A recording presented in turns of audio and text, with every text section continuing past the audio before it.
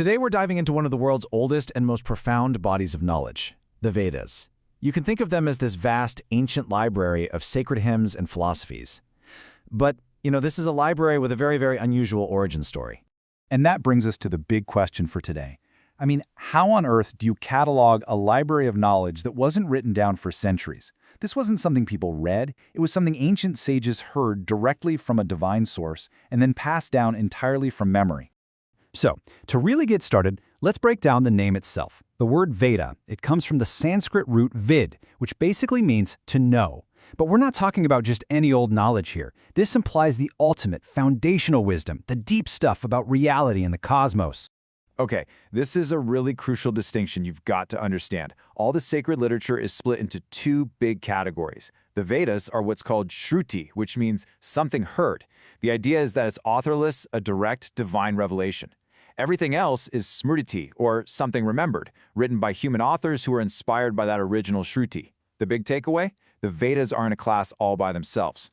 So this idea of divine revelation, it's not just some abstract concept. There's a powerful origin story behind it. Let's get into how the first three Vedas were actually believed to have come into existence. All right, so according to the ancient texts, the creator god Brahma essentially drew three deities right out of the fabric of the universe, Agni, Vayu, and Aditya. And then, from those very gods, he extracted the essence of the first three Vedas.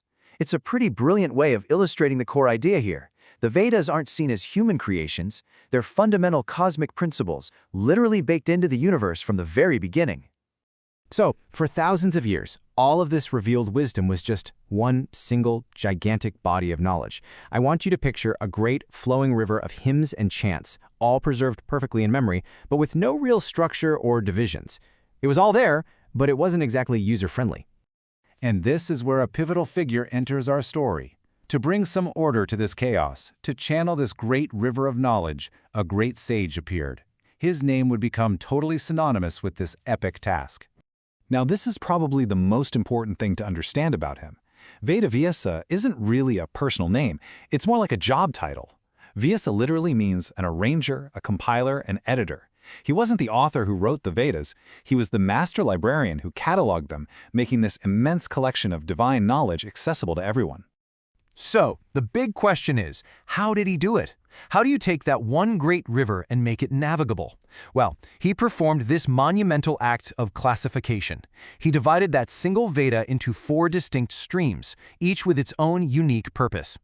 What Veda Vyasa did was organize all the hymns into four main collections. Then he entrusted each one to a specific disciple. He handed the Rig Veda to Pila, the Yajur Veda went to Vaisampayana, the Samaveda to Jaimini, and the Atharva Veda to Sumantu. And just like that, you have the four Vedas as we know them today, a system perfectly designed for preservation and study. But the organization didn't stop there. Creating four streams was just the first step. The next, and maybe even more critical challenge, was making sure this knowledge could flow down through generations without a single word being lost or changed. And this led to an incredible system of branches. They pulled this off through a system called shakas, which literally means branches. See, each of the four disciples taught their Veda to their own students, who then taught their students, and so on and so on. Over time, this created all these distinct schools or lineages, each one preserving the sacred knowledge with unbelievable accuracy. Take a look at this chart. This shows a family tree of teachers for just one of the Vedas, the Atharva Veda. You can literally see how the knowledge flows down and branches out from teacher to student. Don't worry about the specific names. What's absolutely incredible is the pattern. This entire complex tree of knowledge wasn't written down in a book. It was a living thing, preserved perfectly, entirely through human memory. All right, now for a truly mind-bending fact. Remember that title, Veda Vyasa, the Great Arranger? Well, the sage we've been talking about, Krishna Dwapayana, wasn't the first or the only one. So how many times has this epic task been performed? The answer is 28. Yep, you heard that right, 28. According to Puranic tradition, in each great cosmic age, a new sage is designated as the Veda Vyasa to arrange this eternal knowledge for the good of humanity. That tells you just how vital this job is considered. It's a cosmic necessity that has to be repeated over and over again. Which brings us to our final thought here. Just think about it. From a divine, unorganized river of sound to a perfectly cataloged library of 4 Vedas, which then branched out into countless schools, this entire incredibly complex system was created and maintained for thousands of years without being written down. It lived entirely in the minds and voices of generations of teachers and students. So what does that incredible feat tell us about the discipline, the reverence, and the sheer power of human memory and oral tradition?